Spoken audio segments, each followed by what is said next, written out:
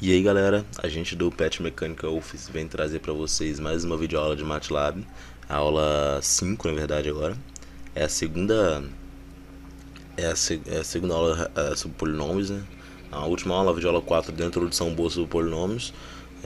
Falei muitas coisas, a parte mais básica, assim, como representar, como achar a raiz, como achar o polinômio através da raiz, e também a multiplicação e divisão básico. Lembrando que tem uma diferença muito grande entre a divisão polinomial e a divisão algébrica normal, né? Aí eu deixei isso bem claro na última, acredito que eu deixei isso bem claro na última videoaula. E hoje eu vou tentar lembrar dessas coisas e introduzir uns conceitos novos para complementar o que a gente tem sobre polinômios. É importante que a gente saiba polinômios de forma bem. Tem isso bem claro na nossa mente, porque a gente vai usar o polinômio na hora de construção de gráficos e tal. Então são conceitos bem importantes. E além disso, muitas coisas que a gente pode fazer aqui no MATLAB envolvem polinômios. Para quem já estudou, vai estudar algoritmos, cálculo numérico, como o pessoal fala, a gente trabalha muito com polinômio, usar operações em cima deles. Então é bom ficar bem ligado nessa parte. Bom galera, na última videoaula deu uma introdução básica sobre como representar os polinômios no MATLAB e algumas funções que a gente utiliza muito, que é como achar as raízes e fazer multiplicação e divisão, da forma polinomial de se fazer. E agora vou dar uma introduçãozinha de como usar uma outra função que a gente utiliza muito. Por quê? Porque o polinômio é uma função. Às vezes é interessante que a gente saiba o valor do polinômio para um dado valor de x. Por exemplo, o polinômio vai ser igual a f de x. Qual o valor de f de x se x é igual a 10? É isso que é interessante que a gente descubra. Então, basicamente é isso. Eu vou mostrar pra vocês agora como você deve fazer para achar. A primeira coisa que você faz é declarar o valor de x que está procurando. X igual a 2 aqui, por exemplo. Tá, legal. Botei o ponto e vírgula, não tá aparecendo nada embaixo. Aqui embaixo você coloca y é igual a x ao quadrado mais x mais um exemplo de equação. Quando eu declarei x igual a 2, ele vai me dar o valor de y igual a 7. Acabou. É claro que para uma matriz pequena, para uma equação simples assim, não precisa nem fazer usar no MATLAB. Você já consegue olhar e ver quanto que dá. Só que uma equação maior envolva uma equação, um polinômio de grau alto, isso aí vai ser muito facilitado. Agora, a gente pode usar o x como um vetor, como um escalar, como eu fiz agora, ou como um vetor. Por exemplo, se eu falar que eu quero x é igual de 0, 0.5, 2. Declarei o x vetor, que é um vetor que vai de 0, 0.5, 1, 1,5, 2. Isso aí, x vetor. Y, eu quero que seja x é a mesma equação, só que tem um porém. Quando a gente faz isso, a gente tem que pensar em fazer aquela operação de arrais, que é o que? Que a gente, vou até mudar aqui o valor de y, vou colocar uma equação mais complexa aqui no Ctrl V. Isso. Olha só. X é isso para essa equação aqui de baixo. Eu só mudei a equação. Estava no Ctrl V, agora eu lembrei. Olha. F, função é igual a 2, x elevado a 4, menos 5x ao cubo, mais 8x ao quadrado, menos 10x mais 40. Essa é a equação de F. Eu quero saber qual o valor de F para o x variando de 0 a 2.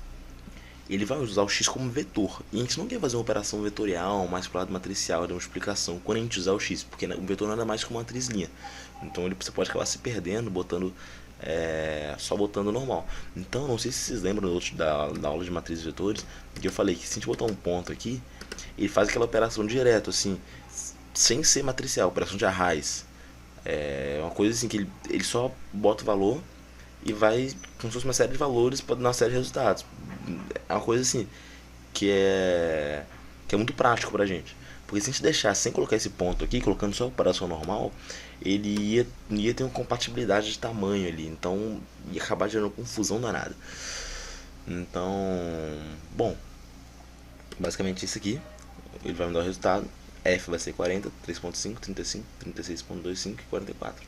Ou seja, o F para x igual a 0, 40, para x igual a meio, para x igual a 1, para x igual a 1,5 e para x igual a 2. Bem simples. Só lembra-se, tem que fazer uma operação de arraes aqui para isso funcionar. Porque você está usando vetor, não operação matricial que você está fazendo, é operação algébrica, você está só mudando a notação para facilitar suas contas. Mas essa é uma forma aí de se obter os valores da função a partir de declarar o valor de x. Se botar x que vai variando de 0 até 50, com um intervalo aí de 1, um incremento de 1, vai achar 50 resultados diferentes, 51 na verdade. Então, bom, eu acho que isso ficou bem claro agora. Só para dar uma recapitulada, você pode usar o escalar para achar o valor de y, de forma natural, normal, como fiz ali em cima, e pode usar o x como vetor. A única coisa que você tem que lembrar é usar a operação de arraes, botar o ponto antes do expoente e da multiplicação. Sei, não tem muito erro isso.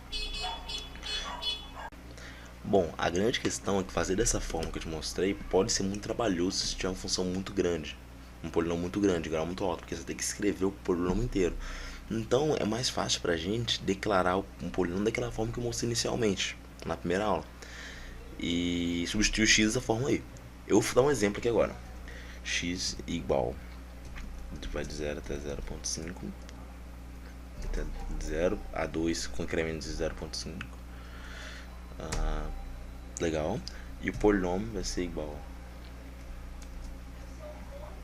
a 2 menos 5, 8, inventando os valores aqui, menos 10 e 40. Os valores iguais aos que estavam naquela equação de cima ali.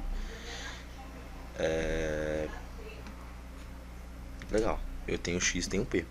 Se eu quiser achar o valor de p para aquele x, o que eu vou fazer? Eu vou falar que y é igual a polival de px. Ou o que isso me diz? Isso me diz o seguinte, que ele pega o p, que é o polinômio, e pega o valor de x e aplica aqueles valores de x selecionados dentro do vetor no polinômio. E ele me dá o resultado disso direto. Deixa eu ajeitar isso aqui. Ele não dá pra ajudar mais. Não sei se ficou certo aí que eu assisti um espaço, mas acho que vai dar sim.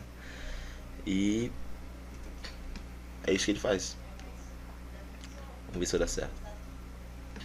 O y, ele me deu certinho os mesmos resultados que tinha antes, só que eu digitei bem menos que eu tinha digitado antes aqui. Tinha que digitar, ficar com dado operação de arraes e tal. Quando é pequeno, às vezes, quando o grau do polinômio é baixo, às vezes é até fácil pra gente fazer isso, mas se a gente não tiver um grau baixo, um grau muito alto, é muito mais prático da função polival. A gente usa muito ela na hora de plotar gráficos também, se eu não me engano.